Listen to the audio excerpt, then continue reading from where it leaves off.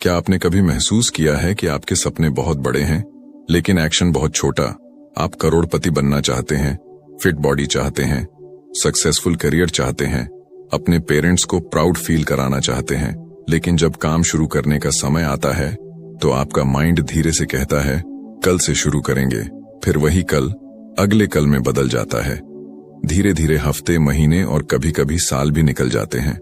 सबसे दर्दनाक बात यह नहीं कि आपके पास टैलेंट नहीं है, बल्कि यह है कि आपके अंदर एम्बिशन तो बहुत है, लेकिन उसे रियलिटी में बदलने की एनर्जी और कंसिस्टेंसी कहीं खो जाती है। इमेजिन कीजिए, दो लोग एक ही जगह से शुरुआत करते हैं। दोनों के पास बड़े सपने हैं। पहला इंसान हर दिन थोड़ा थोड़ा एक्शन लेता है, जबकि दूसरा सिर्फ प्लानिंग करता है, वीडियोस देखता है, मोटिवेशन कलेक्ट करता है और सही समय का इंतजार करता रहता है।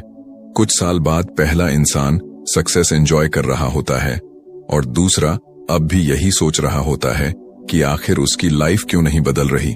सवाल यह है कि ऐसा क्यों होता है? क्या कुछ लोग सच में लेजी होते हैं या फिर उनके ब्रेन में कुछ ऐसा चल रहा होता है जो उन्हें एक्शन लेने से रोक देता है?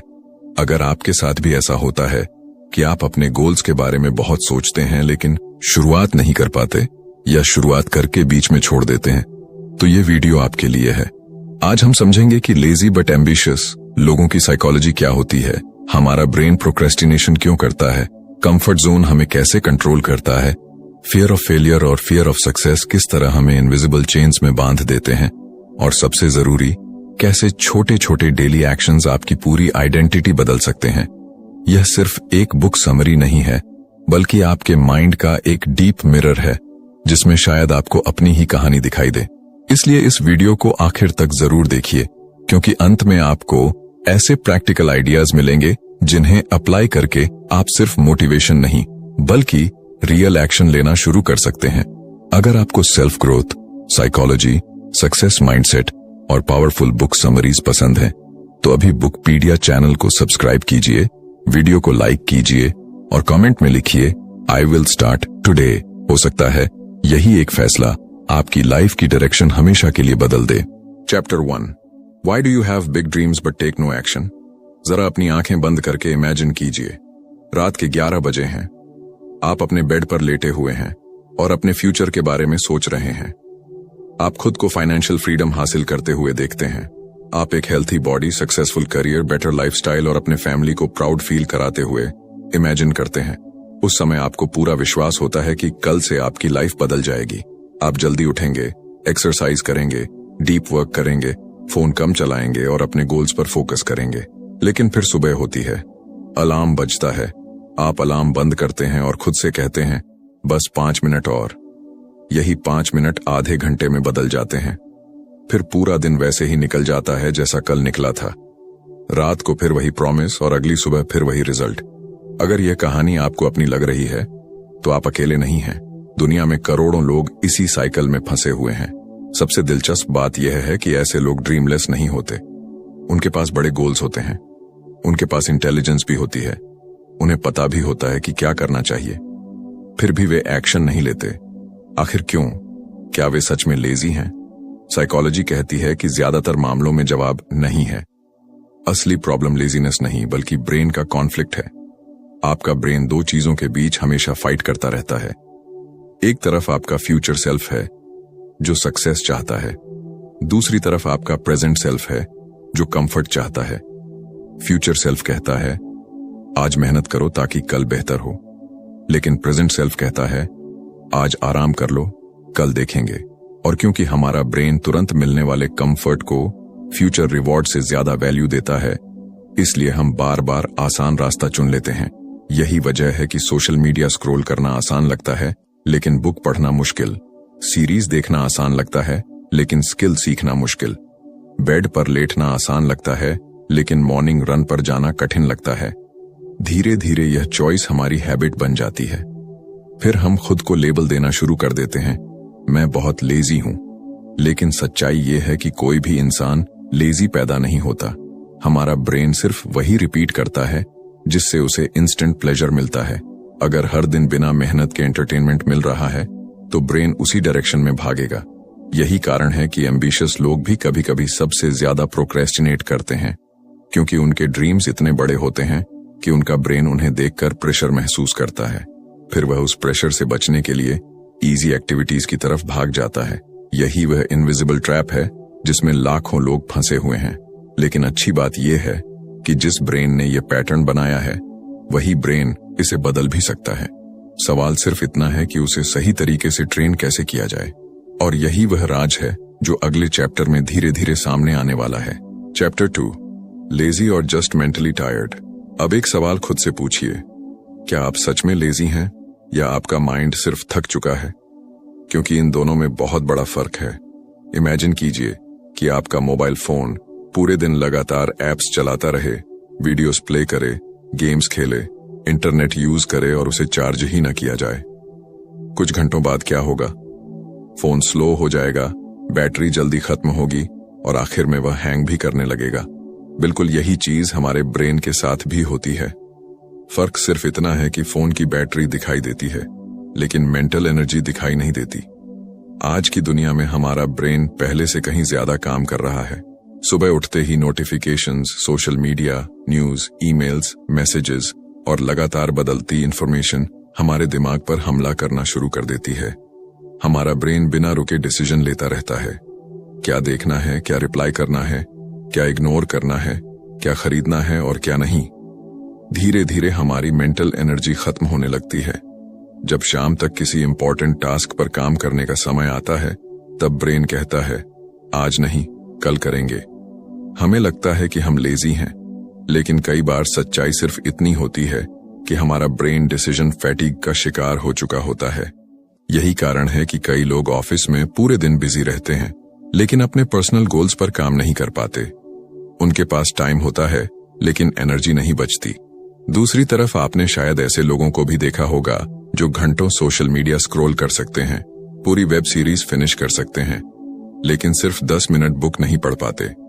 इसका मतलब यह नहीं कि उनके पास एनर्जी नहीं है। इसका मतलब है कि उनका ब्रेन इजी डोपामीन का आदी हो चुका है। डोपामीन वह केमिकल है जो हमें अच्छा फील कराता है। जब हम शॉर्ट वीडियोस देखते हैं, लाइक्स मिलते हैं या एंटरटेनमेंट मिलता है, तब ब्रेन को इंस्टेंट रिवॉर्ड मिलता है। लेकिन जब हमें बुक पढ़नी होती है, स्किल सीखनी होती है या बिजनेस पर काम करना होता है, तब रिवॉर्ड तुरंत नहीं मिलता। इसलिए ब्रेन उसे डिफिकल्ट मानकर अवॉइड करने लगता है। धीरे धीरे यह पैटर्न इतना स्ट्रांग हो जाता है कि बिना वजह भी इंपॉर्टेंट वर्क को टालना नॉर्मल लगने लगता है। यही वह पॉइंट है जहां लोग खुद को लेजी समझने लगते हैं, जबकि असली प्रॉब्लम उनकी हैबिट और मेंटल कंडीशन होती है। अच्छी खबर यह है कि जिस तरह ब्रेन ने इजी रिवॉर्ड की आदत सीखी है, उसी तरह वह डीप फोकस की आदत भी सीख सकता है। शुरुआत में थोड़ा डिफिकल्ट लगेगा, लेकिन हर बार जब आप डिस्ट्रैक्शन छोड़कर अपने गोल पर सिर्फ कुछ मिनट भी फोकस करेंगे, आपका ब्रेन एक नया पैटर्न बनाना शुरू कर देगा। धीरे धीरे एक्शन आसान लगने लगेगा और प्रोक्रेस्टिनेशन कमजोर पड़ने लगेगा। लेकिन अभी भी एक बड़ा सवाल बाकी है।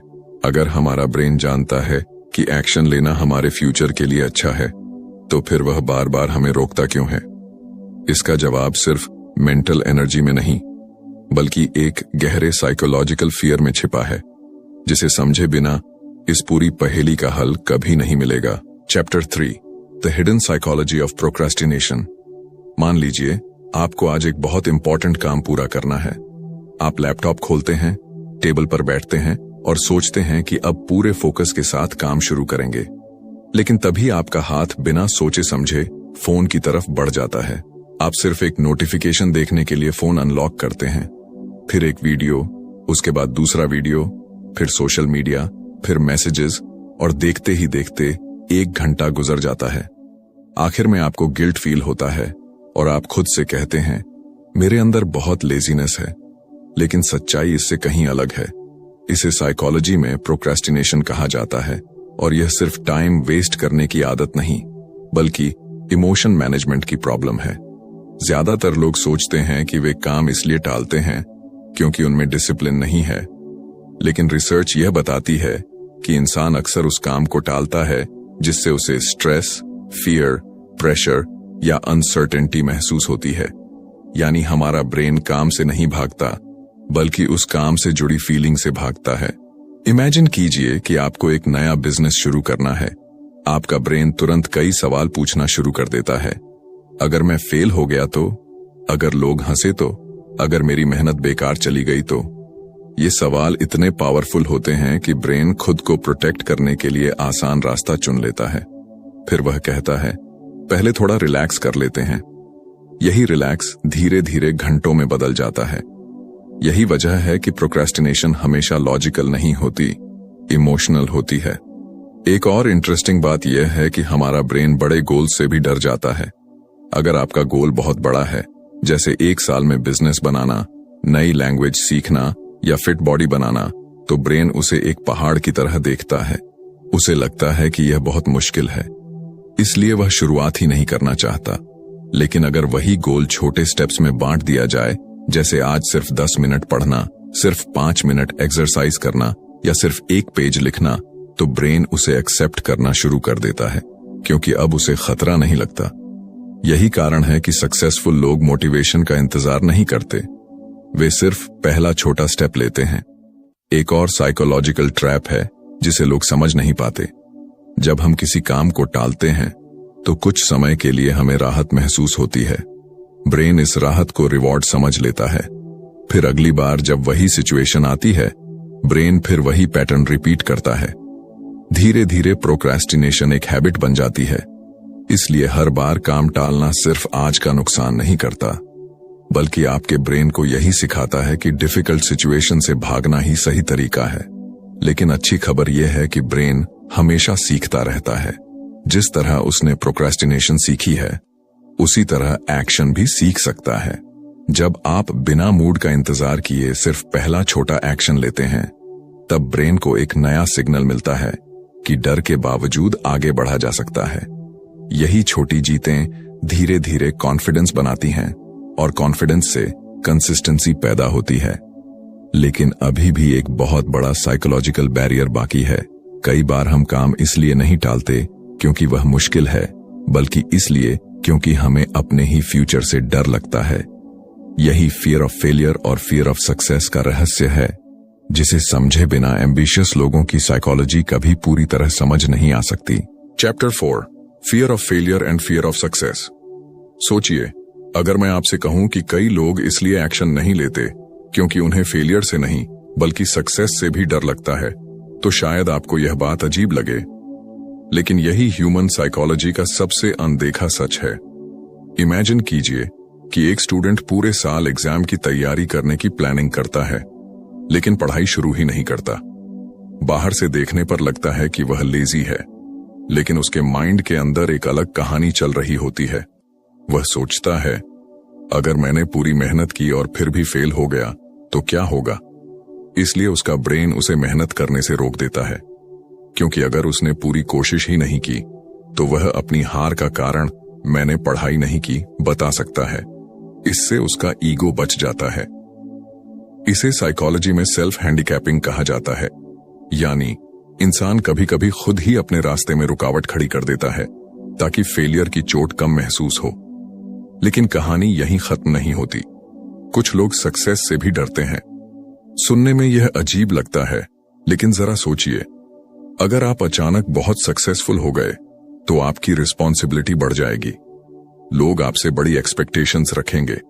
आपको अपने स्टैंडर्ड को बनाए रखना होगा।